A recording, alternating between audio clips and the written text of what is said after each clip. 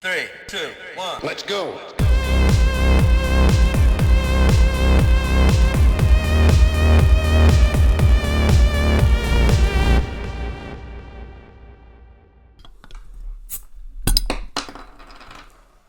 All right, welcome to episode 1 of the Gamerbuzz podcast. Episode 0 was our pilot. So if that was the pilot and got approved by the studio being me, my shitty equipment, and my co-host Brett, we're going to move forward here. So we really appreciate the feedback from episode 1. Today we're going to get into some video game urban legends. We're going to talk about some innovations in retro gaming. But before we get into anything, Brett, what are we drinking today? So I grabbed us a 6-pack of the Elysian Space Dust IPA. So you have a little hop there with either spewing space dust or sucking it in. I'm not sure. But I think he's sucking it in. Is he? Sucking in that sweet space dust. I guess if he was puking all over your bottle, that wouldn't be very appealing. But this was a pretty good one. Maybe not to you. I don't know. All right, so I'm an IPA guy, obviously. Same. You're an okay. Yep. So you don't mind some bitter stuff. This one's pretty bitter. Yeah. But it's good. I don't know, what is it, like 8.2% alcohol. So, Yeah. So 2 of these and I'll be slurring my sentences. You'll be buzzed. I'll be buzzed. There we go. Fitting the theme. I do like these IPA, especially more bitter ones. When I first started drinking, I really liked like Pilsners. And then I later decided I liked it when my beer had taste. Mm-hmm. And that's I think I used to hate IPAs just because it was like cool to like IPAs, and so I immediately was just like pushed away from them. It's obviously a very hipster thing, but it is. But it's good. It's good. Well, when I first started drinking, I was doing like ciders and stuff, so like a woodchuck or like an Angry Orchard or something. Oh yeah. And so then I kind of switched to like a Blue Moon, so it's kind of orangey and still really sweet. But now any kind of sweet alcohol I'm not really about. So that has to have a little bit of bitterness. Yeah. I completely. It gives me a little bit of a tummy ache. Yes. Because nobody likes the taste of just beer when they first start drinking beer. No, it was terrible. It is the definition of an acquired taste. Yeah. You acquire it after doing it because of the... It's kind of like coffee where, when I first started drinking coffee, you want sugar and milk in it, but now I'd rather have it more bitter. Yep. Nope. Same. Getting old. So we're going to start with a new beginning segment called Show and Tell.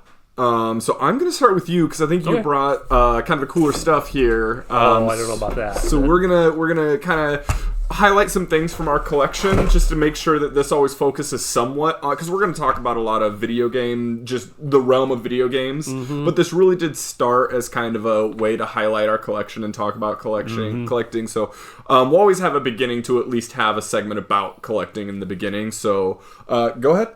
I think between the two of us, we like all kinds of random stuff. Yeah. So it'll be a fun segment just to show off random stuff. Yeah. So yep. Last time I mentioned my Neo Geo. So you have the Neo Geo MVS. So this is a MVS cart, or this is an arcade cart. So the reason it doesn't have any sort of pretty label on it or anything is because this was never meant to be seen by people playing the games for their operator. So the cool thing about the Neo Geo was usually you'd have a set arcade game, so think like Pac-Man or something, and that's all you had. You had Pac-Man. And if you wanted to have a different game in there, you had to either get a whole nother cabinet, or you had to gut the Pac-Man and put all new components in it, all new decals, maybe a control panel, and then you could have a new game that was more popular and make more money. Yep. But the cool thing about the Neo Geo was, I'm not sure what the order of when different sizes came out, but they had cartridges that you could swap out. And up on the kind of marquee area, there's a little light up placards where you would put different games that you had loaded in the machine currently. Okay. So mine, that I have at my place, is a 4-slot. Yep. This is a 1-slot Neo Geo board. So this was a project that failed miserably. But it's kind of a cool... This is a 1-slot, like I said. There's different versions of the 1-slot. This is cool because it's like a Super Nintendo or something where it's top loader, kind of where you could get different ones that would be like a side loading kind of thing. And these big chunky carts that... Do you have a VHS tape down here? That's what I always kind of tell people they look like. They look like VHS tapes, but it's actually bigger than a VHS tape. So, especially with kind of the side label like that. That's not too fancy. This is King of Fighters 94, so the first King of Fighters game, which I don't really like. it's not good, but so you have, instead of like a Super Nintendo game where you'd have one kind of edge connector there, you have two for more power. So I will do a little. This is not my show and tell, but I'll do a little mini show and tell. This is the cartoon, the Rankin Bass Return of the King on VHS. Sick. There you go. Huh. I love the animation of the old Lord of the Rings cartoons. They never did. Yeah. They did The Hobbit, The Lord of the Rings, and Return of the King. They never did Two Towers. So is this Ralph Bakshi or? I have no idea. I've always heard Rankin Bass as reference, but maybe they just did The Hobbit. I don't know. But the animation style is similar. I hate to be judgmental, but some of these character designs are unholy. Like, yeah, I don't know if you could show like Frodo there. Yep. I assume that's Frodo and Gandalf. Right there, I assume so as well, yeah. Okay, well, actually, no, that's probably Pippin, because that's when he takes him to the White Tower. Oh, okay. Is that Sauron then? No, that's Gandalf. Or Saruman?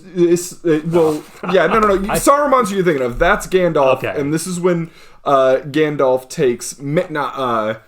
Pippin takes Pippin. They go to the White City together, and he joins the army of the Lord there. But anyways, yes. Okay. VHS tape. You are the Lord of the Rings person. I've seen them. I'm not a crazy huge fan. I appreciate them. Sure. Yeah. Anyway, so here is a Neo Geo cartridge, and here's a VHS tape. So quite a bit bigger than one. Maybe 25% more. But anyways. So they have kind of I don't know if I showed you this, they have kind of a double cartridge connector edge there. And it kind of just slots into there easily, hopefully. And this looks like this plastic bracket would make it easier to kind of line it up. Actually get it. Because it does have like a little arrow here and it has an arrow on the cart. But so there, you see the board for this is actually smaller than the cartridges, which is impressive. But yeah, so this is basically the brain of a Neo Geo. So at home, I have 4 slots. And for people who are just listening, that don't see the video on this, you did a great job describing this, how the cartridge is like a VHS. Mm-hmm. What he's plugging it into basically looks like a naked motherboard on a computer. Yeah, it's a little circuit board with like a big long cartridge edge connector on it, or a socket, I guess. But pretty simple, honestly, for as powerful as the Neo Geo is. If anybody's curious, this is an MV1C board. There's different, Okay. But anyways, the one I have at home is a 4 slots. You put 4 different games on it, and then the machine has a button where you select the different game you want to play. Yeah. So, unfortunately, the more slots you have, the more unreliable they are. Oh, really? Because, there's more parts to break and stuff. Sure. But I think 4 slots, perfect. It's a big red 4 slot. Has a big speakers yours is still running great. Oh, yeah. No, I love the crap out of that thing. What's the highest slot that they had? It's either 6 or 8. Gotcha. So, I know that there's a 6 slot. 8 slot might be a thing, but those are so giant. They might have been a thing, but they've all broken down. Probably, yeah. To say, mine is in great condition, plays great. Yeah. We play Garo. Together. Magical Drop is one of my favorite puzzle games. So. I love getting my butt kicked at Magical Drop. Oh man, I love Magical Drop, but we'll have to talk about Zen games sometime. Where it's for me, a Zen game is a game that I'm just in the zone. Where I'm just so focused. It's just like Zen mode, and not every game for me is like that. I don't even know that Dark Souls is necessarily like that. But what if the opposite of a Zen game is what Dark Souls is? Well, it is a comfort food. It's a comfort food game, but it's not a Zen game. So it's like, you ever get the you don't have a normal schedule now for work, I guess, but do you ever get the Sunday scaries? Where it's just Sunday afternoon and you're just like, I gotta go back to work, it sucks, and you get depressed. Yeah, that's like my Sunday scaries game is Dark Souls. Gotcha. Where it's just like comfort food where playing it feels like home. So a comfort food or a Zen game episode would be a good idea for something in the future here. Go over that in future episodes. So that sounds good. And so basically that revolutionized arcades a lot in taking it from having to reprogram an arcade to giving it or get a whole new giant cabinet. Yeah, it's either and give it a plug and play. Exactly. Yeah. So it's more of like a home system style, and that's why they made a home version of this. Where all the home versions are just a regular game console with 1 slot, but the cartridges, since it's actually meant for consumers, it would have art on it, on the front of it and stuff. Yep. And I don't know what the numbers are, but I would guess that the home cartridges are a lot rarer. Okay. Because the Neo Geo is super popular, especially in South America, weirdly and stuff. King of Fighters is super popular in Mexico, for for some reason. I think it's just because they had so many Neo Geos down there. But it was basically a cool way to save costs and get 4 games in the spot of like 1 or 6 games. And only having to pay games. pay for one cabinet. Exactly, yeah. Yep. And as far as I could tell, I mean, mine's the only one that I've actually really looked at, but it's like the build quality is great. Yeah. Like, it's just one of those things where you look at it, it's like, okay, somebody designed this and they did a good job. Yeah. That's a really satisfying to be able to do, to look at and be able to do 100%. Not to go on about arcade games, but I have a Taito generic cabinet, and that's what Gal's Panic is in. Yep. So one of my games that just came in a generic cabinet where you could buy a generic cabinet. This one's from Taito, and you can just put whatever game you wanted into it. But just like the quality of life features that this has compared to some of my other ones, like pull out trays for like the game boards and it's like things accessible from the front, because certain games are only like serviceable from the back. Yep. So you have to pull the whole stupid thing out. But yeah. So I don't know. I get nerd about it. No, I'm actually going to ask you a question that I've thought about before that'll keep you going on arcades here for a second. Your opinion, good idea or bad idea? Cup holders on arcade cabinets. So it's convenient, but could also go horribly wrong. Well, so here's the thing: is like generally, if you look at an arcade control panel, almost positive all mine are like this. None of them are flat. Yeah, because they don't want people sitting their drinks on them. So I think. But then you go to a barcade and they'll have built-in. If you're gonna have a barcade, you either have to have tables next to every single arcade game, or have cup holders or something, because people are drinking beer. They're gonna get a little sloppy. Yeah, it's just like. You don't want to tempt people into setting stuff on the actual control panel. 100%. So 100%. Yeah, good question though. Yeah, thank you. So I will go ahead and do my show and tell here. I kind of scrambled at this for the last minute, but I thought of a good one. So I'll start with story time. So one of my dear friends, Jesse, who will be on the show at some point, he's really what got me. Like, if The Legend of Zelda was my awakening for video games, my experience with him was an awakening of JRPGs. Oh, yeah. So I had played, I'd played Pokemon before, right? And I'd played, I think I'd played Dragon Quest before, like on Game Boy, but I like that was the extent of, like, I didn't even know what the term JRPG was. Yeah. Like, it was just, to me, those were just adventure names. With math. Yep, and which is probably what turned me off of them at first. Yeah. So it's funny because in the last episode I kind of mentioned how I'd gone over there and they were kind of cagey about getting out the Nintendo. Yeah. So who owned the Nintendo then? Was it the dads or like? I think it was. Or Samantha's, or no, it was either Jesse's or his dad. It was the families. Like it was a family system, I believe. Gotcha. So he would always tell me about, like, when I stayed at his dad's, he would always tell me about, like, all the toys he had and the video games he had. He's like, oh, yeah, my place playing the PlayStation or this and that. And, like, for years, I never went to his mom's house. I don't know why, but, like, it was just, like, we always went to his dad's house. And then finally, after years, it was the first time I got invited to stay the night at his mom's house in Winthrop. And it was a lot further away, so that might have been part of it. But I remember the first time going there, because whoever took me there, it might have been his dad that drove me there, but I got to ride in a semi-truck for the first time. So I rode a semi-truck from our house to Winthrop, Iowa. I don't think I've ever been in a driven a semi-truck. It was really cool. It was really, really cool. Wow. So finally I go over there, and he has just stacks of the most mind-blowing video games I could have never conceived of. I didn't have Vagrant Story, but like Suikoden, Vandal Hearts,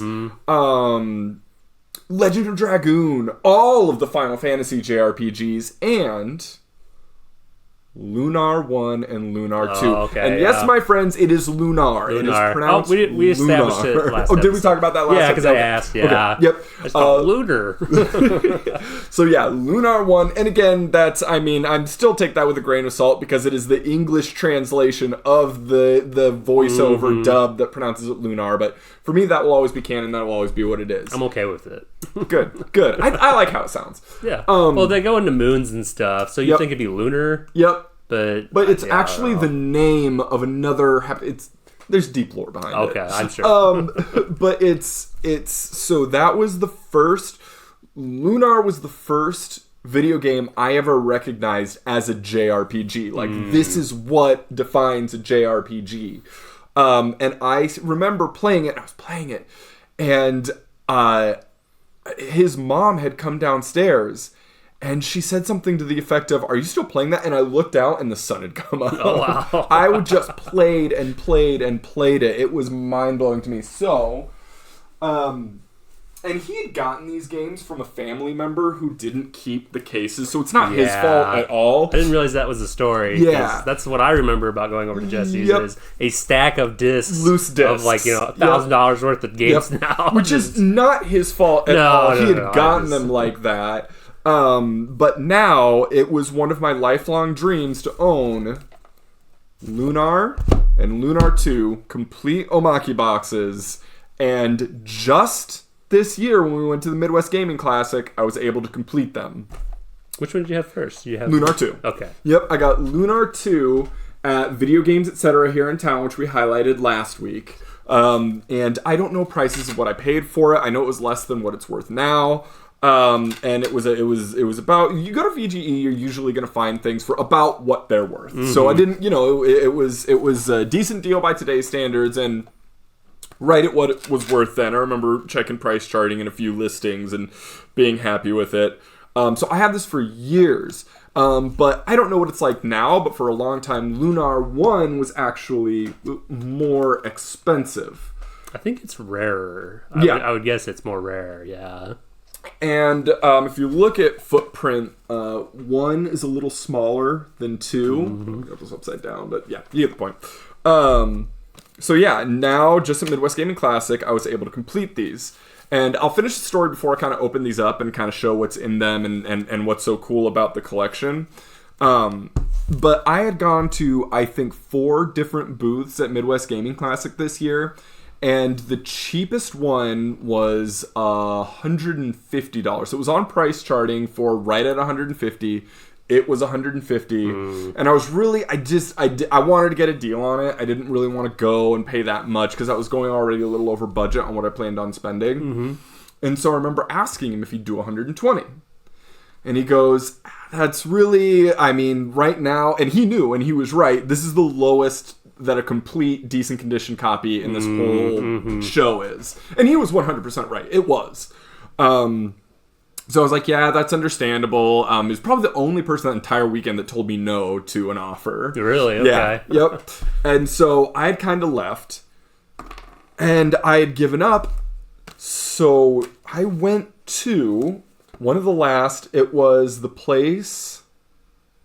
It was JCD and Hobby, which is another excellent one that we recommend. So the best. The best. As far as like sheer amount of collection for decent deals and people that'll work with you, yeah, they're like probably one of the best overall well-rounded places to go for collecting in the wild. Mm-hmm. They're in Des Moines, Iowa. We were in Wisconsin. Madison, Wisconsin is where the Midwest Gaming Classic is. Milwaukee. Ooh, Milwaukee. Sorry. Madison has good game shops too, though. They do. They have excellent. They have Game Exchange, which is a really good one. Mm-hmm.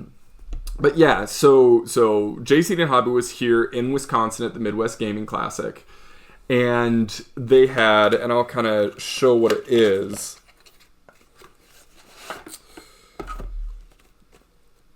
They had this. So they had the game and the guide or the encyclopedia for sale. Just that.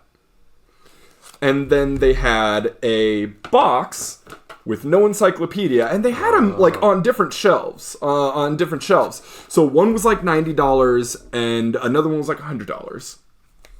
And so I called one of the people over, and I was like, "Can I just take this case and put this manual in it, and then you can sell what's left over and do $100?" Because $120 was more than what either of those was being asked for. Yeah. I was like, "Can I just combine this to make a complete collection for $120? And he couldn't make the decision. He called someone over, and immediately they're like, "Yeah, absolutely." That's pretty legit of them to do that. It was super legit, and it was, I might be getting my numbers a little wrong, but based on what price charting, it was $20 to $30 under what a complete copy goes for. It's pretty good for an actual convention because I've kind of found that conventions are, you don't get the greatest price because they have so many people coming through. Yep. They don't need to give you a deal. No. So I got a little bit screwed with my Neo Geo purchase, but Yeah. I wanted it and I wanted to take something home. So. A convention's really the kind of place that you're going to go to if you want to find everything. If you like weird, random, rare stuff. Yeah, most things, unless it's something like super 1 in a million, if you can think of it, there's a good chance you're going to find it there. Yeah, for the most part, you're going to see a lot of like stuff you would never see, just out in the wild. It's going to be at these conventions, but they know what they have because all these people are as big nerds as we are. But you're not going there to get a deal. You're going there except to for find. if you're going to get Panzer Dragoon Saga like a decade ago. I'm gonna rub that in every. Yeah, especially let's do a correction here. So Panzer Dragoon Saga has not gone down to $700. Oh, that's that was right. the PAL version. It's up to like $1,300 now. Yep. So yeah. Yep. Correction from last episode. I was looking at the PAL version. Yeah, it has. Yeah, it has got. I was careful of that on every other one, but yeah. So I'll go in a little bit to what is in each of these. I'll start with Lunar. Because Lunar is a little bit more meager. It doesn't have as much. Yeah. So we've got the encyclopedia. Put my glasses back on here. We've got the encyclopedia, which is pleather, like a faux leather. Like, is that? I can't think of the material what that's called, but it's like a meant to feel leather. But it's just, you were talking about how, like, when looking at arcades and, like, something clearly care was put into creating it. Oh, totally, yeah. It feels so good. You've got the, like, red... Your Bible ribbon. Your Bible ribbon, yep. Your red ribbon bookmark, which is just gorgeous to me. That is pretty cool, though. To mark your spot, yep. And show them inside. It's, full color. Full color. Booklet. You don't even get manuals in games anymore, let alone gorgeous full color art.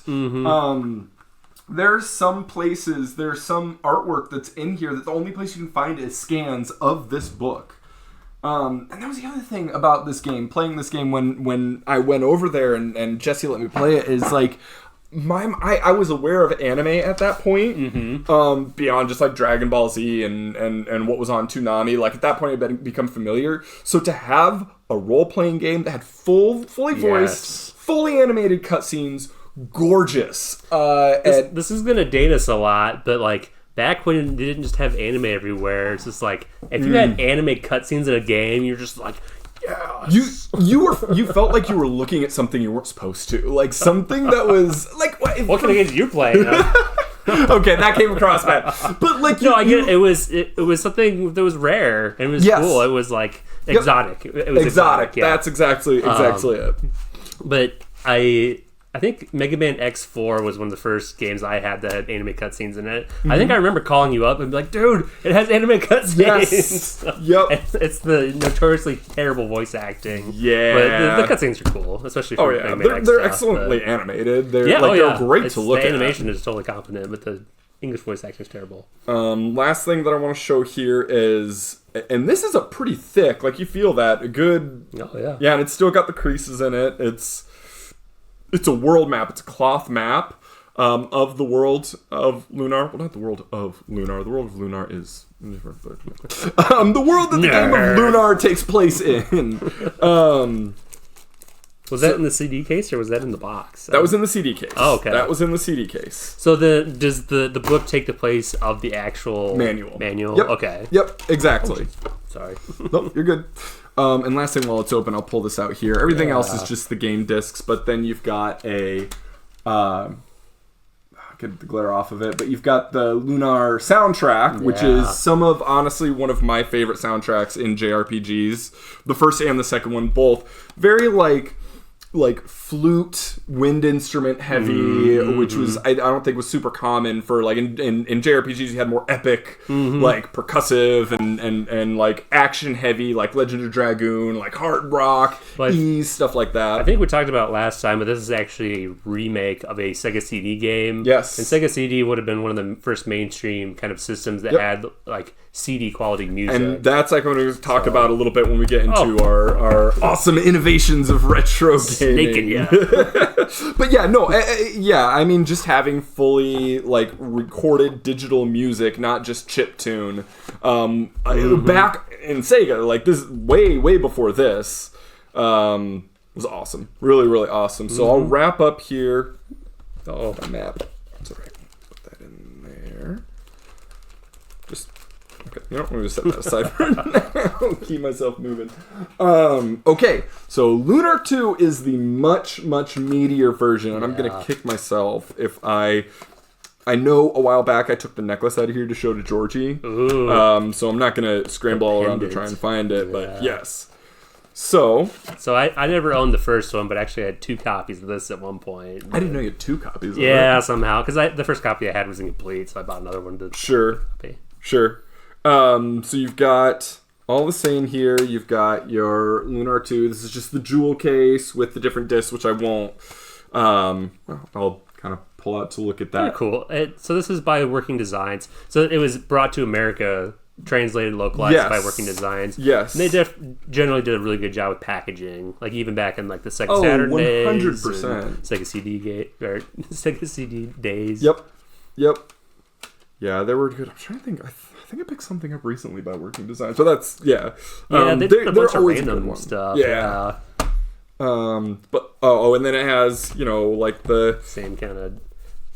it has a separate thing for the music CD is in its own sleeve, so it's not lumped in with the rest of it. So this is something that I remember from when I had it. What does that warning say there? This storage area is provided for the demo of Lunar 2 Eternal Blue Complete that was included with Vanguard Bandits. So it's empty, it's not incomplete, because it was a demo disc in Vanguard Bandits for Lunar 2 that you could then put it in here. So it would be extra complete if I could put that in there. So, but Vanguard Bandits I think is insanely expensive. That makes a lot more sense. I guess I was imagining just like they had released this with another game. I don't know. No, yeah. This came with Lunar 2, but Vanguard Bandits had a loose disc for it that you can put in here to kind of complete it, which would be awesomely complete. But I don't see myself ever dropping that kind of money on Vanguard. I don't know much about that one. I've seen it every once in a while. I think it's like the artwork. Do you know Escaflowne? Yeah. The artwork kind of reminds me of that pseudo like medieval mech kind of idea. And I'm sorry if I'm completely wrong about that, but I remember seeing ads for it on like the PSP store, and that's kind of the impression that I got from it. But okay, the coolest part about this. Yeah. Oh, it is in here. Save that for last. The map, which is not cloth. It is a paper map, but you've got the map on one side, kind of a little poster. Yep, and you've got the poster on the other side, but it is a thick quality material. And then you've got these little character cards. So you've got Null, one of the few returning characters from 1 and 2. Oh, really? I didn't know. Yep. He actually takes like a human form in this one. And I'm not going to pull them all out right now, but there's 1, 2, 3, 4, 5, 6, 7, 8. There's about a dozen of these, over a dozen of these. Just little character portrait cards. And they're cute because you kind of push them down, boop, and then a character pops up. See, when I had my copies of this, I always figured, it was like a board game or something that they had included. Oh, interesting. Yeah, just like, no, it's just a little display character thing. display cards. It's very cute, but yeah, I just figured they had some sort of purpose. But Yep, nope, 100%. So yeah, those all very, very cool. And so yeah, finally, my favorite part of it is the necklace, Athena's necklace from the game, and it's gorgeous. Like, it is a gorgeous pretty piece. cool, yeah. And like, it's heavy. Feel that. Yeah. Like, I remember. You've had it, yeah. So it's like a very, very heavy metal piece. Yeah. Solid gold. Solid gold. I'm rich now. But no, excellent piece that I'm super, super happy with. Yeah, that is my complete. The reason I say complete question mark is I think there might have been a memory card holder. For which one? Actually, you know what? No. I'm thinking Arc the Lad. I think Arc the Lad has a memory card holder, which is another Umaki box collection that I also have. So that would be another one. I'm not going to pull that one out right now. But yeah, no. This is complete. Yep. Yeah. So that is my show and tell. My first real introduction to like the hardcore JRPG scene, and I always wanted to have a complete collection of both of them, and this year I was able to complete that. Got it. So, yeah, very super happy about that.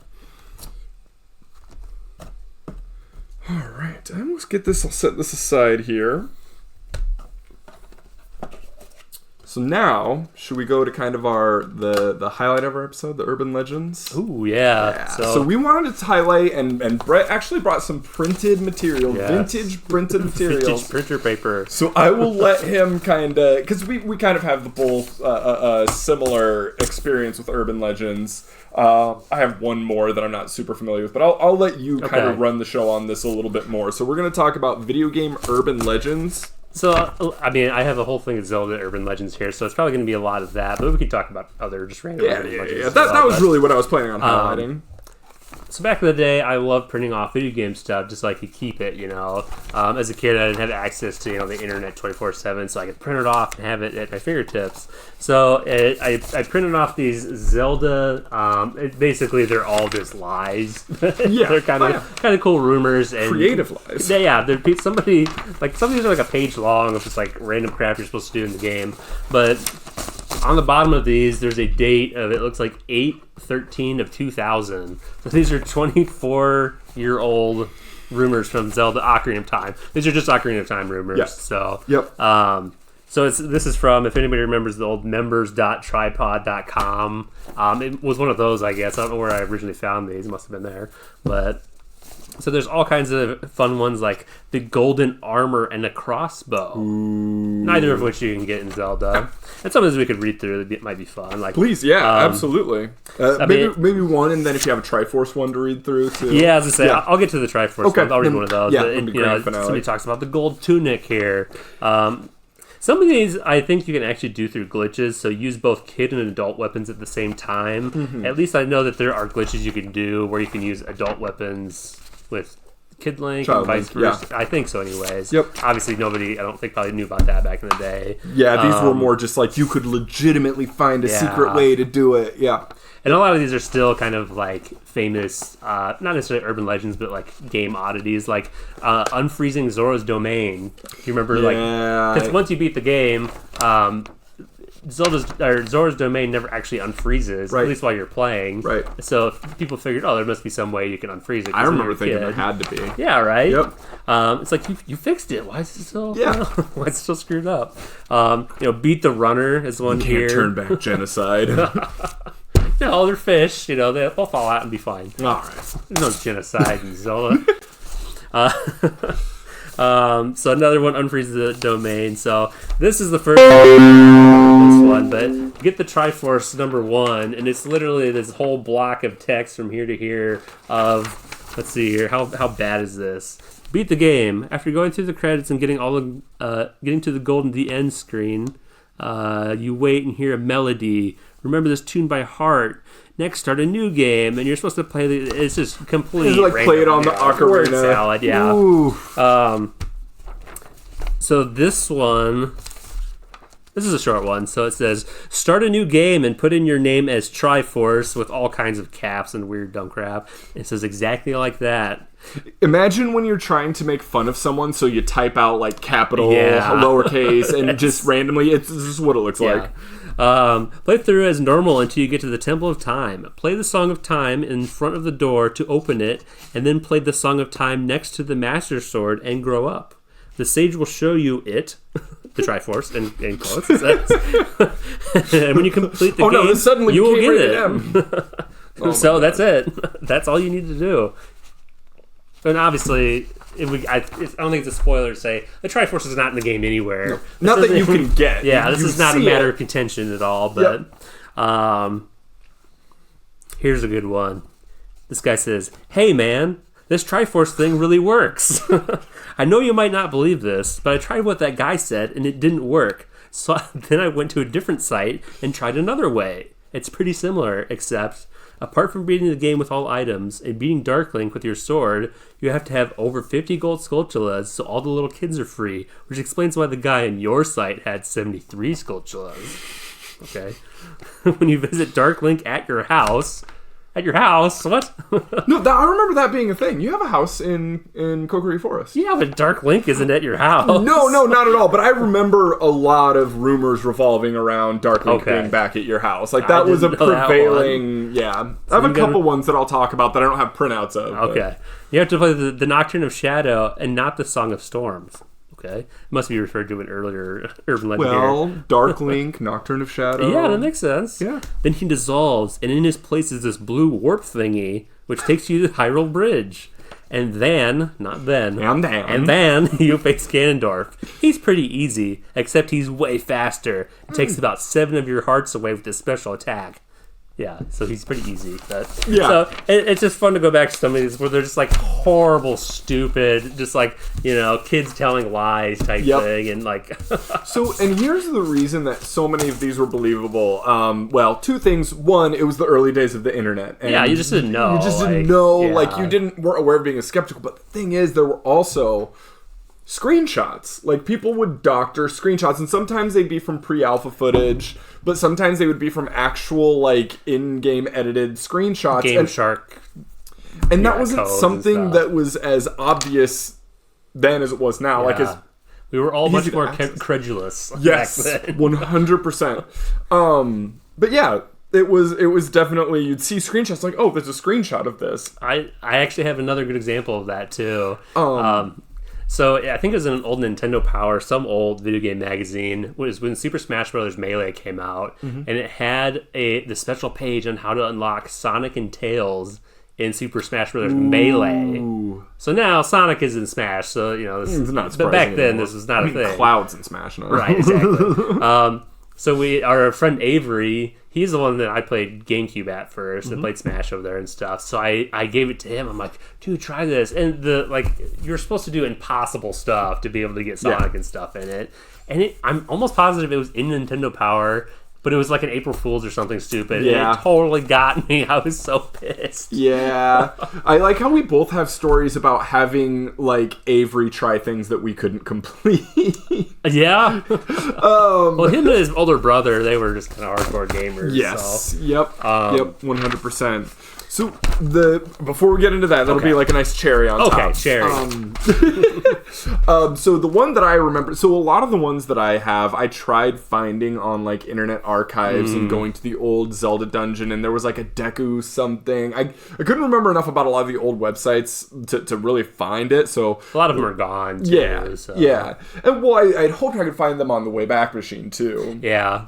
But I couldn't. The one that, there are 2 that I specifically remember. One that I tried and didn't get very far through. It was like you were supposed to restart your game and beat Ganondorf like 99 times. Oh my god. And I remember I was like, I'm going to do this one day. I think those I got are so mean. Dude, I think I got those through like 10 times and just kind of like...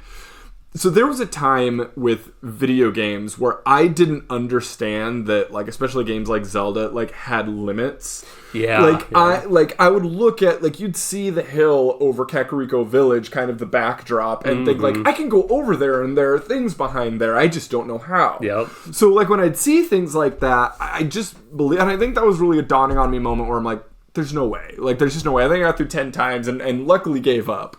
That's good. But the one that there was a screen, I remember seeing a screenshot of, and this is the one I looked really hard for, was you were supposed to be able to go around, after the Great Deku Tree died, as an adult, you were supposed to go back around, and there was a way to get up to the canopy area, and there was a chest on a dais, and there was a screenshot of this, a chest on a dais that would open, and the Triforce would be in there. That sounds familiar as far as that screenshot. So So that's why that one was so credible for me. I really thought that was the one. All these other ones were fake, but that was the one for the longest time I believed would be true. So that was my biggest experience. You know, one of the cool things is when you found something like that in a game that was true. Yes. It's just like something random like that. You're like, no. And then, I wish I could think of an example of that, but I've definitely had that. Oh, yeah. Especially when you go into like using like a Game Shark or something to get into like cut content and stuff like that. Well, Ocarina of Time, the Star Fox ship. the ship Yes, Star that's a Fox perfect being example, yeah. exactly, and it's like, no, that's a legit thing. Yeah, so to explain for the listeners, if you use a Game Shark in Ocarina of Time, you can actually kind of like dump in a Star Fox R-Wing, little fighter spaceship thing, which Zelda's not a sci-fi game. So it'll fly around and shoot at you and stuff, and if you shoot it with a bow and arrow or something, it'll go and crash and everything. So everything, it's not from this game, but there's it's fully animated to fit. Fully animated, there's like noises, there's logic for it. There are hitboxes that react to your items and equipment. So like this was programmed by someone. A Game Shark just puts it in, enables it. Yeah, it's already in the game, so you're basically just accessing it with the Game Shark. You're just basically taking one enemy and just dumping in another enemy or something, or an object or whatever. What I've heard is it was used to test the motion for...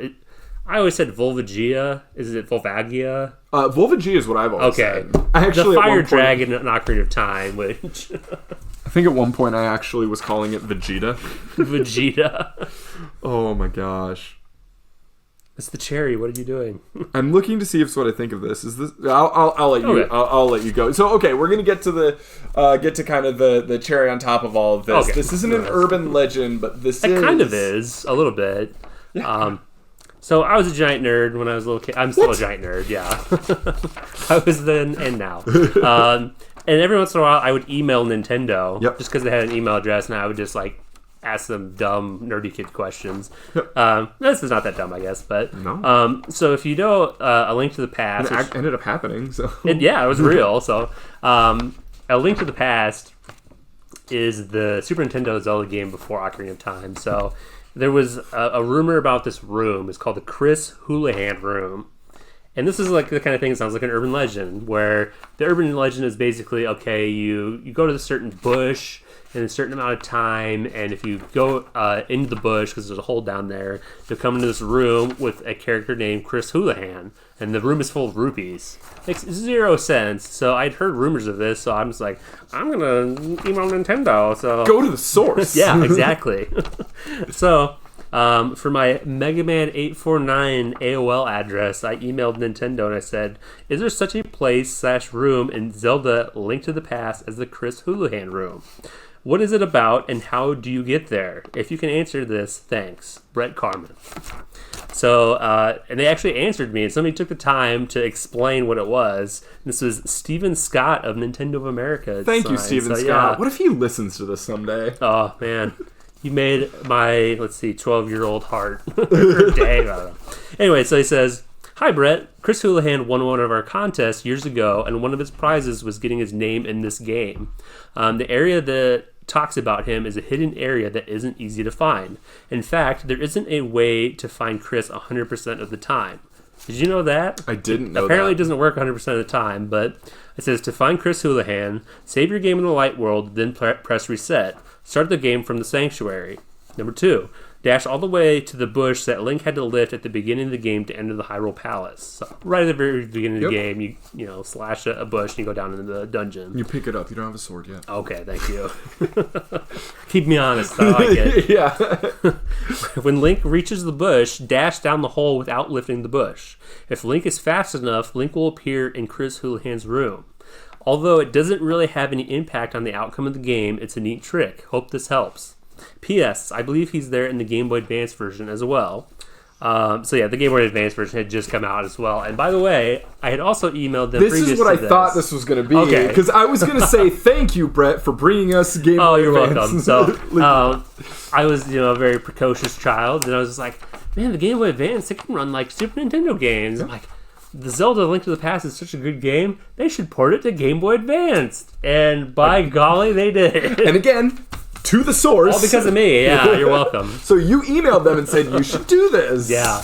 And I think I don't have that email anymore, I don't think. You've shown it to me. You have it somewhere. Maybe I do. But I think they even said, oh yeah, we might be doing that or something like that. I don't know. But yeah, I'm sure it was way in progress. Yeah. By the time I asked about it. But at that point, it had not been announced. So I was just like asking about it. And it was, cool to get a response about it. This wasn't necessarily an urban legend, but I remember after Ocarina of Time came out on the 3DS, fans were railing for Majora's Mask. They were railing for it. And there were just leaks and hints, and it was years. I think, God, was it 4 or 5 years between the two? Yeah, it was a little bit of time. Pretty long time. And finally it did come out, and I remember feeling when it came out, like, I'd given up hope. Most people had just been like, you know what, this isn't going to happen, move on. And I think it was Eiji Aonuma, I can't remember who it was, I believe it was Aonuma, basically came out and revealed years later after it came out that was like, oh yeah, we were planning on it immediately after Ocarina of Time. We just wanted to make sure that there was enough fan want for it. I just, it feels so gross and manipulative. Like, of course we always would want gotta it. do that. You know, they're making money first of all. Yeah. But Yep. Do we have another open beer here? Or Good one. Yes, and it's mine. So. Okay. Did you show this off already? Oh, it's a good show and tell. Yeah, I got this at a Ren Fair. This is a goat horn bottle opener, so that's a pretty cool thing. She gave me all these instructions on how to make my own because apparently the horns themselves are toxic. Like they can't. Yeah, apparently there is like something you're not supposed to. Well, not for this necessarily, but for like making a mead mug. So she gave me a bunch of instructions on like how to make that and how to seal the one that I have. You have to be very particular how you seal it because they can be toxic. Oh, that's good to know. Yeah. I was thinking about eating this later. Okay. Yeah, well, I won't stop you.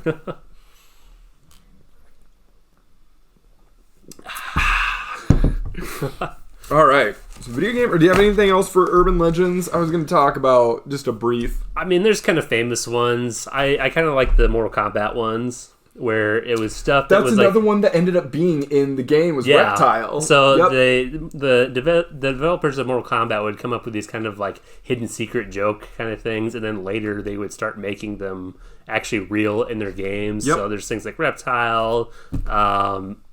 I'm actually not a huge Mortal Kombat fan, but I know there's other ones that eventually started being in the game as far as like secret characters and stuff. Yep. Oh, GTA. Yep. So that's what I was going to pull up, and it's exactly like what you finish that. That's all I had. Okay. And mine's pretty short too, though. There was myths about Bigfoot being in. I don't know if just San Andreas. There might have been multiple GTA games, but San Andreas had an urban or like a more rural area. Yeah. So there was supposed to be, and it's not true. Oh, it's not. No. Bigfoot is not in San Andreas. I don't think so. Oh, there's a ghost car, I think. Yeah, I'll look it up to make sure if I'm right or wrong. Before the end of this episode, I will look up before. But they did bring it into Red Dead Redemption. So the first Red Dead Redemption, they added Bigfoot. I don't know if he's in the base game or the Undead DLC. Oh, yeah. Which, one of the greatest DLCs of all time. Really? The Red Dead Redemption Undead DLC. Oh, you've got the entire map over again. And like a Cowboys full story campaign with like cowboys and zombies.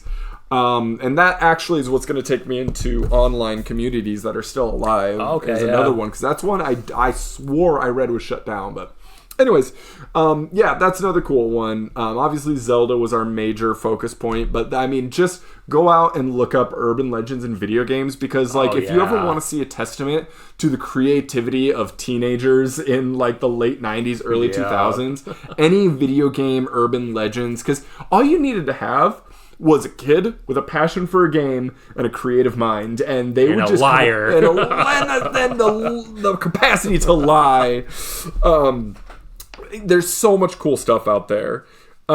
Next, I want to talk about really cool innovations in retro video games, and you are going to kind of come back to your arcade. So I'll let you go ahead with your arcade. I don't have a ton of examples for this. I've definitely watched all kinds of videos in the past about like cool technical games and stuff, but there weren't a lot of them ones I've actually played or care about that much. But one of them that I think is cool is an arcade game.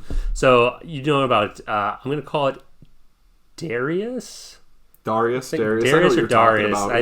It's named after some emperor or something, Emperor King Darius or something from the Mesopotamia. I don't know, but so it's a shmup for the arcade, and it's all fish based. So all of the enemies are like mech fish. You can have like fish, octopus, lobsters, all kinds of cool stuff. Super cool game. It came out for the home systems and stuff under a variety of names, but it's called Darius. But in the arcade, it had special cabinets. Yep. So it had the coolest one is this one, I guess. So it's basically was from like the 80s. I think it was 80s or early 90s, where it's a 3-screen wide arcade game. Okay. So it was like a widescreen TV kind of before it was a widescreen, you know, like usually you always had 4x3 screens in all these arcade games. So you were able to play the game on this super long screen. I don't even know what the aspect ratio is, but it's probably something like that. And it was a cabinet you could sit in too, some of them. And okay, you have CRT screens back, you know, in the late 80s or early 90s. How do you accomplish this? Right. So it's seamless. It's more or less seamless. It's, if you look at it hard enough, you can kind of tell, but you can't just fit, I guess it's off screen here, but you can't just fit CRTs right next to each other. Right. Or there'll be seams, There's a right? good gap, yeah. There's a good gap. So it would be kind of weird to have these kind of black lines throughout the game, but there's not. So what they did is they have 3 monitors still in the machine, but they use mirrors. I was just going to say, was it mirrors? It was mirrors. Okay. So I forget what the exact orientation of it is. So say you have 2 screens that are actual real screens facing you, and then you have a mirror in the center that's reflecting a monitor that's down here, so you can have them apart from each other. But with the mirror, it's cut out, so it's just right butted up to the next So that monitor. fixes the issue with it being in reverse, kind of like a Well, mirror yeah, image. I don't know how That's that what I'm monitor... thinking of, yeah. I don't know if that monitor displays normally and the mirror somehow switches around. I haven't looked into it that far, but if you ever played like X-Men Arcade, it's like a 6-player game that uses the same technology. Yep. I'm almost positive. Yep. So just for me, like I love arcade games and all the cool, like, you know, the ones that are special, that have cool little special stuff in them. So something like that just blew my mind when I first saw that. And Darius is cool, is really cool. It's super hard though. It's one of those old shmups that's just like kind of bullshit. Yeah. I love playing it, especially if I could just, you know, dump credits into it. Sure. But, there's a newer version that's at Galloping Ghost, which Galloping Ghost is like, it's either America's biggest arcade or the world's largest arcade or something, but they have all kinds of cool old vintage arcade games, and they have the new version of that too, where it is an actual LCD screen. Okay. But it's when you sit inside, and I think there's either 4 or 6 controls, like has speakers all around it and stuff. So it's like one of the coolest like interactive shmups I've ever played. That's really cool. As far as being inside of it. That is incredibly cool. There's other cool arcade stuff, but go ahead with one of yours here. Well, actually, it's so funny that you're the arcade guy in urban. I'm going to take a step back here, and we're sitting here talking about video game urban legends. Mm-hmm. What did we not talk about, Brett? I don't know. Arcade urban legends, Polybius. I actually was gonna bring up Polybius here. Can you, if we can, a little bit, give us a brief rundown of Polybius, because we have to. The urban legend of Polybius is that the American government came up with an arcade machine that was meant to be like mind control, which is actually, it's not as crazy as it sounds. Something like Project MK Ultra. Do you know what that is? Mm-mm. Okay, this is real. You can look this up. You don't have to just take my word for it. The government, I don't know if it was the CIA, probably had a program called MK Ultra, and they were legit trying to figure out mind control. And that's when they were dosing like random citizens with like LSD and stuff. I forget if the Unabomber, what messed him up is he was part of like a psychological experiment when he was in college, and he went to college when he was 16, where they basically just like berated him and made fun of him until he just snapped. But I forget if it's confirmed that was actually part of MK Ultra. Whatever. So this is basically kind of wrapped up in that kind of urban legends where people were getting, you know, kidnapped by the government and drugged and stuff. And the game Polybius, it was supposed to be something like Tempest. Have you ever played Tempest before? I haven't. So Tempest is an old 80s arcade game, and it's a vector monitor game. So what a vector monitor game is the screen is literally only drawing what's lit up on the screen. Where a vector monitor does that, a CRT monitor is literally drawing everything all the time. Yeah. Even if it's blank. So a vector monitor has you see a lot of lines. A lot of lines. Yeah. It's a lot of line, kind of like line, wireframe kind of stuff. But Tempest is like kind of a wireframe game, but very colorful and bright graphics because it's on a vector monitor. Sure. So I think it's supposed to be like that, but it's supposed to have like hypnosis and kind of like They Live style, kind of like subliminal messaging and Obey and stuff like that. Yep. So I think it was supposed to be localized in the Pacific Northwest. And because back in the day, companies would kind of test out games that were like in the beta stage at arcades or bars or something, right? Yep. So supposedly Polybius was in one of these kind of test arcades or bars, and kids, died from playing the game or were brainwashed or whatever. There's a lot of history on it. Yeah. There's a guy on YouTube. His name is Ahoy. He kind of does a lot of video game stuff, but he also does stuff on guns. We're supposed to do like a deep dive on the history, mechanics, and all this stuff. Sure. And one of them that he does is Polybius. It's a great video if you really want a deep dive into like what's actually going on with Polybius. Spoiler alert, it's just probably totally made up and fake. Yeah. But if you want a good mockumentary about Polybius, Angry Video Game Nerd has a really good one. He does have an episode on Polybius. Yeah, it's all parody, but it does have some real information, and it is very entertaining. Mm-hmm. But Polybius is such a popular urban legend that like there's some episode of The Simpsons where they reference Polybius. So if The Simpsons referenced it, it's true. Like we'll figure it out someday. It's canon in pop culture. The prophetic Simpsons. But so yeah, there's stuff like that, and the thing that is, there was kind of reality surrounding this. So there was a game like I think it's Berserk. You ever played Berserk? Yes, not the anime, the game Berserk. That's kind of twin stick shooter. It's a twist. It's kind of like a twin stick shooter, but apparently some kid played it for a long time or something and had cardiac problems. Yeah. I think either he died or got better or something. So there was kind of a panic around that time, especially in the 80s, of just like, people playing arcade games to death. Yeah. Yep. But it happened with WoW. Well, yeah. That's the thing is you give any new addictive thing to people and they're going to abuse it. So that's kind of where Polybius came in. But I love it as an urban legend. Just it's a really cool surrounding it. So I think it's just Ahoy is the guy's name, but on YouTube, check it out. It's a bigger. I'll have to send you. I'll check it out. Good videos. Does good videos on Doom, Wolfenstein, great documentary. Doom. Oh. Very very special person gave me that standee. This guy right here. This guy. Maybe that'll be one of my show and tells one of these days. Yeah. So the thing that I wanted to highlight for a really cool innovation in gaming, and this is what Nintendo excels at, innovation doesn't have to be technologically impressive. No. It's really just any super creative thing that thinks outside of the box and uses the medium of video games to accomplish something really impressive or really unique and creative. Mm-hmm. And we were Emily, my fiance Emily, and I were down in my game room here playing video games, and she was playing Animal Crossing on the GameCube, and I got to thinking how cool the memory card system was in that game. So it's not multiplayer, but you're in Animal Crossing, and this on its own is really neat and innovative. Everything is in real time. So when it's day in the real world, it's day in the game. When it's night and if it is 8 o'clock, and Emily's going to tear me apart because I'm sure I'm getting the times wrong on this, but if it's 8 o'clock p.m.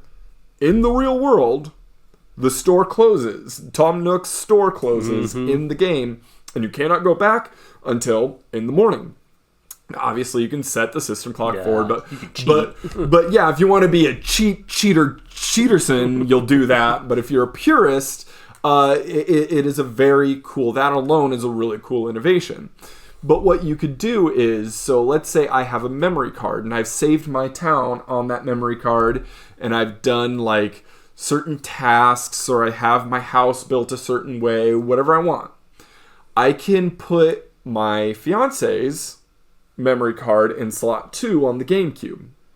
And then I'll go to the train. And it's cool that this is all diegetic in the game. Yeah. You actually go, and for those who don't know diegetic, it's like when a mechanic exists physically in the game. So an example of diegetic music is the background music is actually being played by a band. Like a radio is on in a movie scene versus the soundtrack of a movie being non-diegetic. Yeah. So this isn't just a menu you open up and do. You go to the train conductor and you get on the train, and the train leaves town, and that takes you to memory card slot 2, and you go in and I can explore Emily's town. And I just think that, again, it's not technologically, it's a very simple thing to do. It's still cool though. But it's so cool. It's so innovative and so interesting. And I think Nintendo is really the number one like innovator in that way, or at least it was back then. Just fine. It still is with the Switch. Even with the Switch and stuff. Yeah. But like I forget what the actual mantra was, but Nintendo had some mantra. Basically,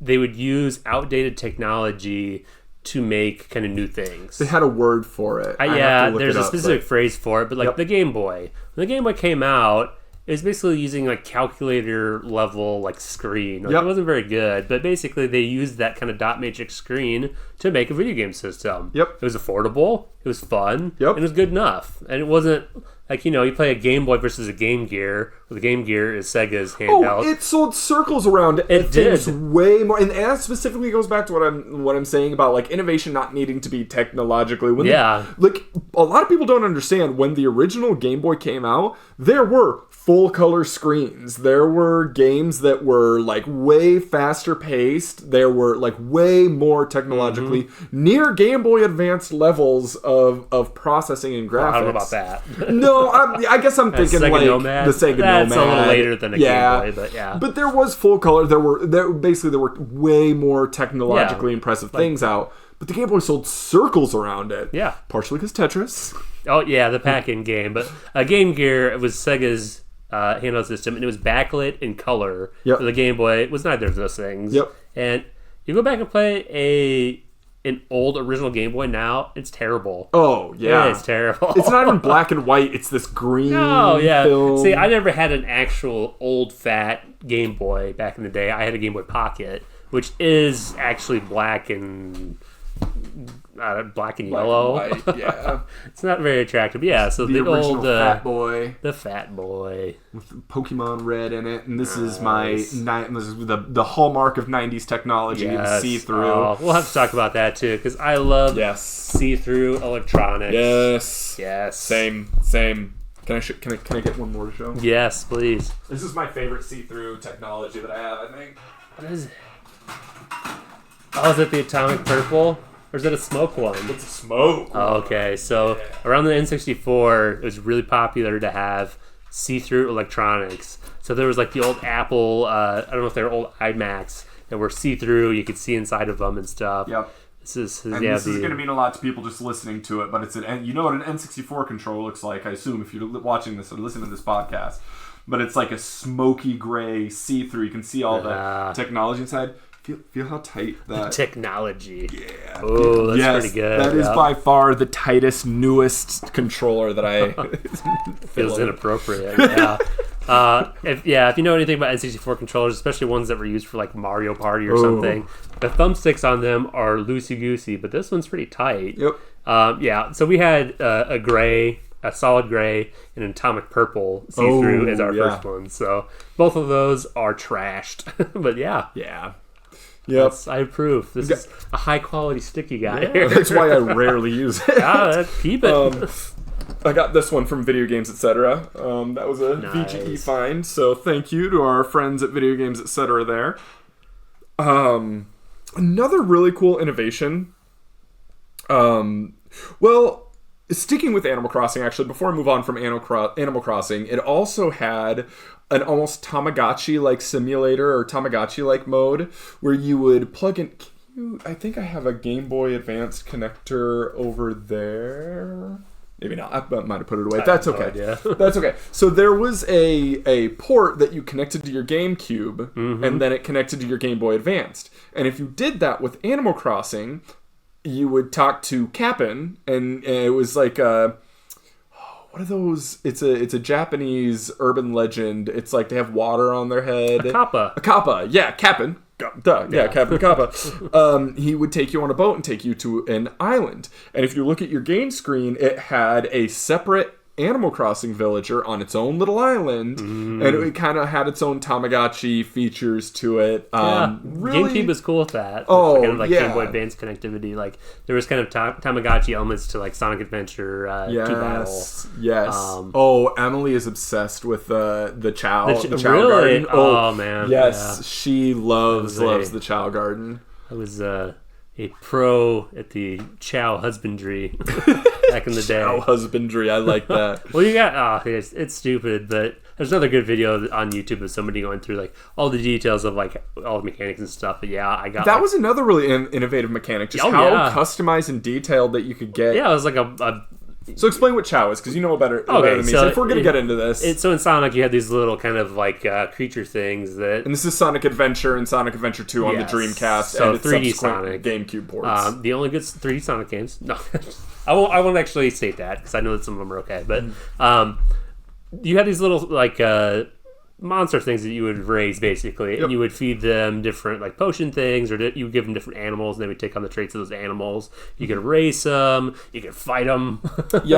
You could, I mean, you could do all kinds of stuff with them. You could breed them. It's very, very G-rated breeding. But, right. You could make really cool looking Chow, and you had to spend a lot of time with it too. I don't remember how many real world hours I would have spent on it, but at one point I did get like the ultimate Chow or something. But what did the ultimate Chow look like? I think they're shiny. Shiny? Okay. Shiny Chow. The shiny gold, silver or something. I don't know. You had like God Chow or something. I don't know. Watch the edit of this. If you watch the video, I'll edit it in. So okay, you can see it. So as an incentive to go watch the edited video, I'll throw it up there. Yep. You know, once I get the first podcast edited and up. I mean, this is a deep cut, but I think the Chow are actually somehow related to Nights into Dreams. Really? Yeah. I think somehow there's DNA there. Okay. I mean, it makes sense. They're both Sonic teams. Team Sonic. Yeah. Getting into Chow and, well, not Chow, but Sonic and like memory card, because you could also save your Chow to the memory card. That's a whole nother innovative thing in video games. The Dreamcast VMU unit. Yeah. Oh my goodness, guys. I love this one. Sorry, I keep getting up, but I just want to keep kind of showing these things I'll off. keep you company. So this was, and for those just listening to... It's upside down. No, it's not.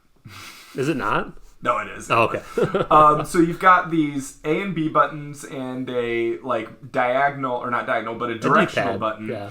And an old, like, calculator screen on it. Yeah. And when you put it in the controller, it would display, like, images from the game. Custom for each game. Every game had its own thing programmed. Like, Berserk had Puck in on it, and it would do little animations and drink little coffee and do different things. In Virtua Tennis, you could actually play tennis on the VMU and not watch the screen. And, and a lot of you could actually pull them out, and you could there would be mini games you could play. And Shenmue had some of those, and there are little plugins that go into the controller itself. Some games actually had like connectable. You connect them to other VMU. Yeah, because it has like a male and a female connector. I don't know if you can see it, but they would plug into each other if they're opposite of each other. Never done that before. I guess I have enough to do that. But same. It's such a cool little kind of like you do have to have a thing. 100%. You do have to have a watch battery to go in it for it to work outside of the computer, or outside of the Dreamcast, which I have.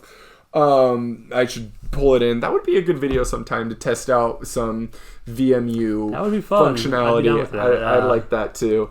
And so one of my favorites and the simplest innovation with this, but the thing that I really liked, and it's not just this, N64 had it too, but like Gauntlet Legend, I could level up. I could play a character in Gauntlet Legend and level them up and get items and equipment and stats. And then I could take this VMU or a memory card over to a friend's house and play it on his system and bring my character over. So before like MMORPGs or anything like that was a big thing, I could take my character to another game and play it and continue its progress. We had a Gauntlet Legends run on Dreamcast going there for a while, didn't we? Yeah, I still have it. So. I would love it. So do I. I'd love it. Yeah, if you still have your VMU, bring it sometime. I'm sure I do, yeah. Oh, yeah. I don't get the Dreamcast out too much anymore. I love it. It's such a nostalgic system for me, especially like that time period. I love that time period. There's just not a ton of games I actually really love on it. Really? I mean... I do have a lot of games on it that I love. There are a lot of good games, but yeah. Honestly, the Dreamcast really... I mean, as sad as it is that it really didn't succeed, but the Dreamcast on its own, and I won't spiral too far into its innovations. So, I mean, if you go and look, but the Dreamcast was such an innovative system. Built-in modem. It was doing so many things that no other system was doing at the time. It was creative. I feel like, video game systems are so amazing and technologically advanced now, but this is probably a lukewarm take, but they're less creative. Like, you're seeing less and less creativity. Like, your innovation is just like... Except for Switch. Like, Nintendo always has more creative Nintendo obviously will always, fill that gap. I mean, I think that's the only reason I would ever truly want to see Sega come out with its own console is... What innovations? Like, it would have to have a reason, because I feel like if Sega came out, it wouldn't be a multimedia, it would be a video game console, and they would need to really nail it on the features. I don't know what modern Sega has going on anymore, but I don't know. So let's kind of wrap things up here and talk about what have you been playing? So I think the thing that I beat the most recently here was Dark Souls 1. Yeah. So I was playing the Dark Souls 1 remaster, and one of my favorite things about Dark Souls is I remember the first time I ever played it, I think I did like a probably Sword and Board is probably my favorite, or my first build that I did. So, Sword and Shield is kind of, very melee focused. Mm-hmm. And then I remembered after that, I chose to do a mage. And the game played completely different. And after that, I'm like, I can play this game so many different kind of styles, and there's so many different paths I can take as far as weapons and spells and stats and stuff. So the very last kind of pure build I hadn't done in Dark Souls 1 was the Faith build. So that would be kind of like your white magic. Yeah. Your healing. It's kind of like your lightning spells. Fire magic in... No. Is Elden Ring fire magic? Yeah, Elden Ring I think is different. In the original Dark Souls games, pyromancy was its own class of magic. So it was like pyromancy, sorcery, and... faith, I guess. Miracles. Miracles is what I'm thinking of. I basically got through that. I like to just run through that game. It's one of the shorter ones where you can just kind of run through all the bosses real quick. So at the very end of the game, I was in full Solaire kind of armor with his doing sword a Solaire and cosplay. Yep, Solaire cosplay. So I beat Gwyn, the last boss, with my Solaire cosplay. And ever since that, I've been trying to look for something good to play. Okay. I was kind of looking for one of two things: either a good twin stick shooter game, because we've kind of been talking about those recently, or a good Vampire Survivors like.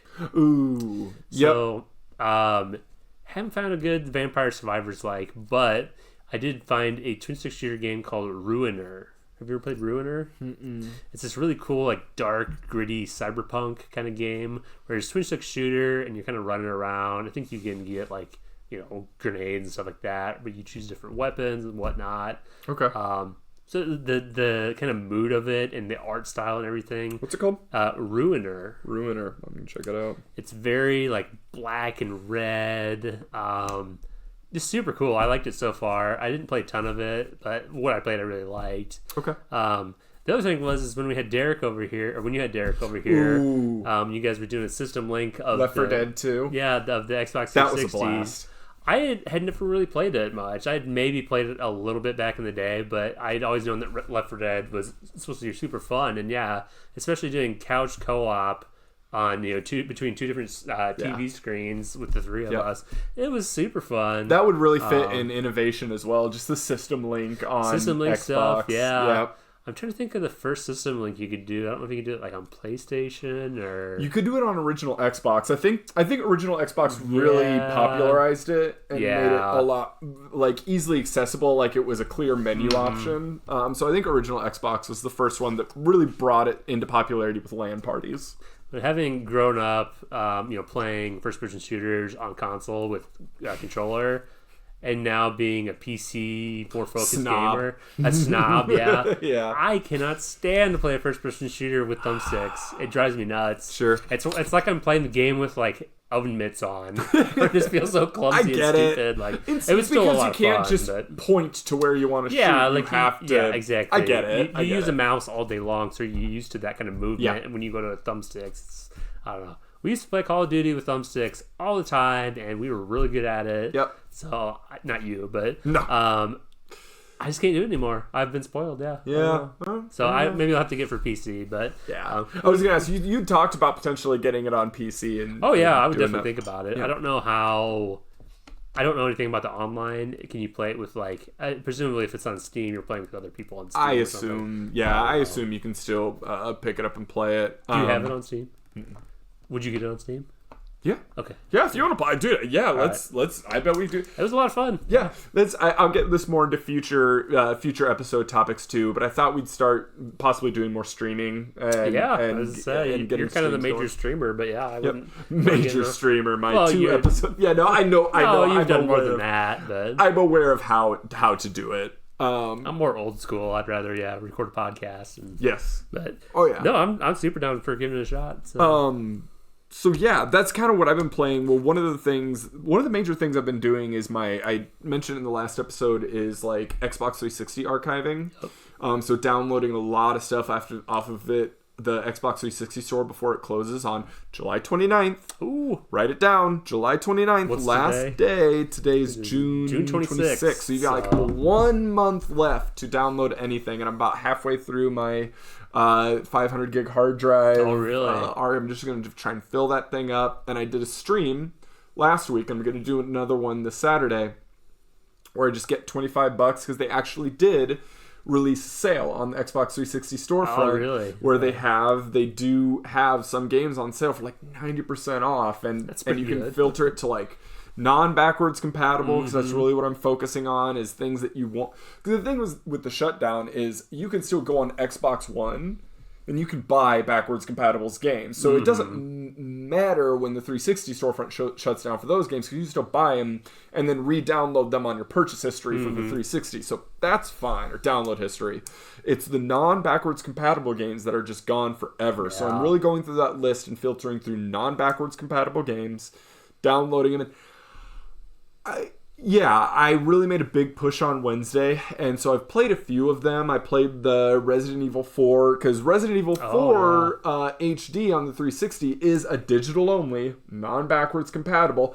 You can get Resident Evil 4 on your calculator at this point. Yeah. Like, you can download it for anything, but the Xbox 360 HD, there isn't a physical copy of it, and it's not backwards compatible, so you can only get it there. Now, pretty sure there is a Resident Evil 4 remastered for Xbox One, so it's ostensibly the same different versions. Yeah. But still, there's a certain version that's, you know. It has its own quirks and all of its own things, but the first Death Spank, which is like what? It's called Death Spank. I don't know this for sure or not, but I think it may have come, Penny Arcade. Yeah. I think it may have been something that came from the Penny Arcade era. Okay.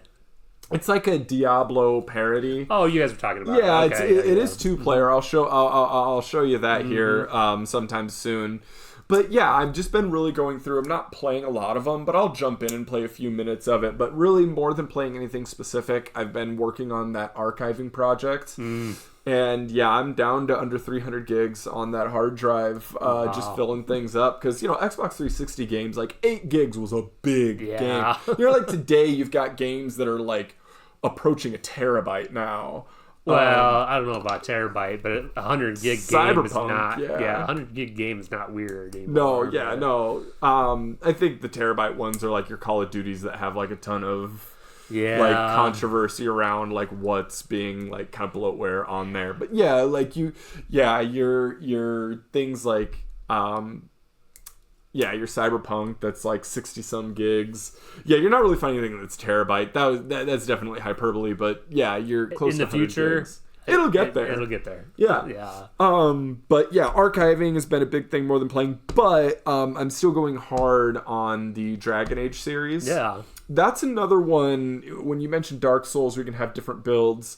Dragon Age, definitely. Like right now, I'm playing a mage character. I'm usually your knight in shining armor, from like everything from dialogue options to equipment and things like that. And Dragon Age Inquisition, the latest one, is a lot more like you pick a character in the beginning that is a warrior, and you can only use sword and shield or two-handed sword. You can't really the original Dragon Age Origins, if you wanted to be, you could be pick a mage, but end wearing like wielding a sword and plate armor and casting spells. Like it was a lot closer to what you think of. Like the original Dragon Age Origins was a lot closer to like Baldur's Gate 3 would be the current mainstream equivalent. It was a classic CRPG. Classic, a CRPG. Computer RPG is what CRPG is. So. I thought it stood for classic RPG. I think it's computer. Is it? Yeah, because those are all computer. I might have had that wrong my whole life, but no, you're probably right. But yeah, for crappy RPG. Oh no, fight. No, CRPGs are good. You love what's the first person ones that you really like? I like Dungeon Crawlers. Legend of Grimrock 2. That's what I'm thinking of. Legend of Grimrock is a CRPG. I've been wanting to play that recently, but I have my PC out in my living room where I just play on controller. Yep. I have like a keyboard and mouse set up, so I'm thinking about moving back to my office so I can play Legend of Grimrock again. Oh yeah. Very good game. But yeah, I'm really playing Dragon Age now for the hype of Veilguard coming out, but it When does it actually come out? Fall of this year. Okay. So soon, really, as long as it doesn't get pushed back here, just a few months, it should be out. Nice. But yeah, that's really so. Inquisition, you don't have as much customization, but it's nice because every class that you play plays so vastly different. Yeah. So playing a mage plays more like it's just like raining down area of effect spells and like casting things. And I am playing an actual mage that's a knight enchanter, so you do get like an energy sword in one hand and your staff in another. And you're slinging spells to build up your power for your energy sword, and you're like blinking in and slashing with your sword and getting. It's just so much different because I originally played with that sword and shield. And I realize how boring that gameplay is now. It's just like, tink, tink, tink. Wow, that's why I never play like that in Dark Souls anymore. I'd rather dodge stuff. It's so much more tactile playing as a wizard. You've got so many more meters to be considerate of. And and then last thing, I did get, I don't think I told you this, I did get the remake of Super Mario RPG on the Switch. Oh, really? It's good. It's really good because I have the original. I do have the original I do too now. Super Nintendo. And I love it, but it looks gorgeous on the Switch. It's beautiful. I like that they kind of kept the same art style a little bit. Like, Yep. Yeah. Originally by Square, right? Yeah, a combination between Square and Nintendo. And I'm sure they kept it in the Switch version. If they didn't, like, it's an atrocity. But there was actually like a Final Fantasy like Square Enix style boss hidden in the original Super Mario RPG that actually used like Square Enix music. Like it changed the music and the vibe and everything, and it was more of it wasn't Ultima, but that style of big, heavily animated boss. Like the weapons and Final Fantasy 7. Yes, exactly. Super Mario RPG, Dragon Age, still big on Dragon Age, and Dragon Age is video games. I'm reading the books right now. I didn't know there's books. Okay. There's so many. I mean, Dragon Age was really built to be a multimedia franchise. There's a live action straight to DVD movie starring Felicia Day, because of course it is. Yep, it was built to promote like a DLC character in Dragon Age 2. Oh. There's an anime on Netflix that's actually really good. Dragon Age, yep. Really? Yep. And then there's an animated movie. There's tons. Actually, one of the best things and gorgeous artwork is this. This is Wraiths of Tevinter. This is a compilation of one of the like a collection of comics, but look how gorgeous that is. Yeah. All of it is beautiful. But yeah, Dragon Age was really a video game series built around a multimedia franchise. So there's comics and novels and movies and anime. Very cool. Yeah. Really, really, really cool. So I'm hardcore. I would say Dragon Age used to be one of my staple franchises that I'd always follow, but it was more like A tier. Like my S tiers were like Zelda, Witcher, Fable. I'd say Dragon Age is really approaching my S tier like favorite franchises the more that I play it and get into it. So yeah, those are the really, really big things. Do you have any last closing thoughts before I get into future topics? Been listening to a lot of Alice in Chains recently. Yeah. That kind of reminded me because there's so many Alice in Chains songs that are super popular, but like as a kid, I was like, meh. Now I listen, I'm like, wow, these are actually really good.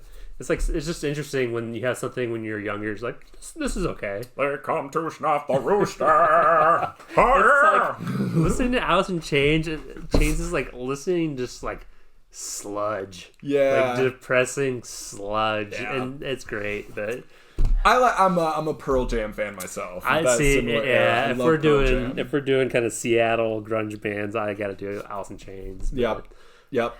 It is a very. I would say like Alice in Chains is very distinct. For sure. I feel like Alice in Chains is almost a more like that grunge era with more of a touch of metal almost. Yeah, I listened to their first album all the way through for the first time last night, and it definitely seems. Is that the one with Rooster on it?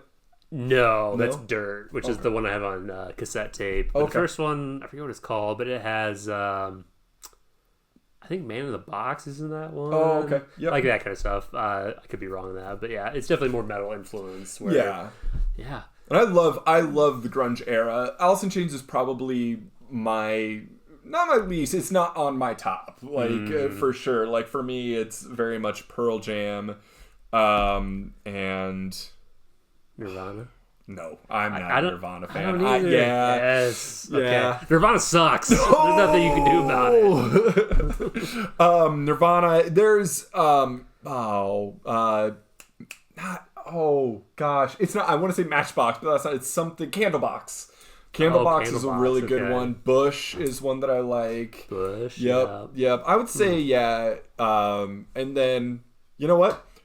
I like Creed. I won't apologize. I like Creed. It's out there on it's nostalgic for me. Like it's better than what my family grew up listening to, and it's better than Nickelback. But I understand it's like Nickelback levels. No, it's not that bad. I grew up listening to Creed, and it's like I understand fundamentally now why it has the negative perception that it does, especially with lead man Scott Stapp just being an absolute psychopath. Is he? Oh, I don't know anything about him. Yeah. I know the name. Nuts. But yeah, and it's definitely like he has like one note that he sings for the most part. But no, yeah. Did you ever see the animated movie Titan AE? Yes, I absolutely love Titan AE. I haven't seen it since I was a little kid. One of my favorite, older, like that era of animated movies. Isn't there a Creed song in that, or no? No, that is Bare Naked Ladies? Ooh, we got to get it right here. Yeah. I don't remember what it is, but yeah. I remember as a kid I didn't like the style of it, but I think it would appeal to me now, but that kind of just got swallowed by time, where I don't think I've ever heard anybody say that Titan AE out loud. And The Urge?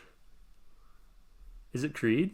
Or no? No, the band is The Urge. I'll look up Titan AE Creed. I don't think. Like maybe the trailer would have the...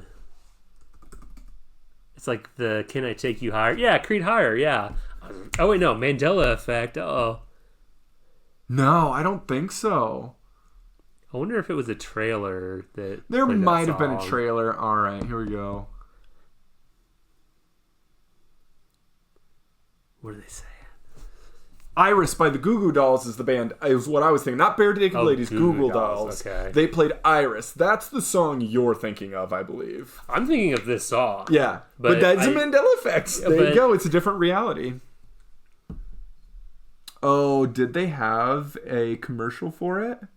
That's what I wonder, if it was a commercial. That might have been or something, but yeah, Creed. I don't know. Anyways, Creed, yeah, I like Creed, and now everyone's gonna stop listening to this podcast forever because I'm dropped off. I heard a Creed song the other day. I'm just like, oh, it's not a bad song. They're fine. They're fine. There's not a lot of range, but they have a lot of good. I think a lot of their themes seemed epic. They had like a fully 3D animated music video that looks like an epic video game that I would have loved to play. Ooh, Linkin Park had stuff like that. Did you ever see the Linkin Park? I think it's the Reanimation. One of the songs from Reanimation. Yeah, they did kind of a video game style 3D CG thing that was really cool back in the day. It's like mechs and There was like a war, right? Yeah, I know what you're talking about. It's like in the snow or something. Yeah, I know what you're talking about. I'm not gonna get too far into this because now I'm starting to think about like there was supposed to be a Metallica video game. Like we could do it. Really? Yeah. Okay. So let's talk about future topics now. Let's do it. Because cancel video games would be an excellent one. But some that I wrote down throughout the episode was Zen games, like comfort games. Yep, comfort food games. We want to talk about VMU. I could do an entire topic. Hell, I could do an entire video just on VMU functionality. Let's do it. Really, really good.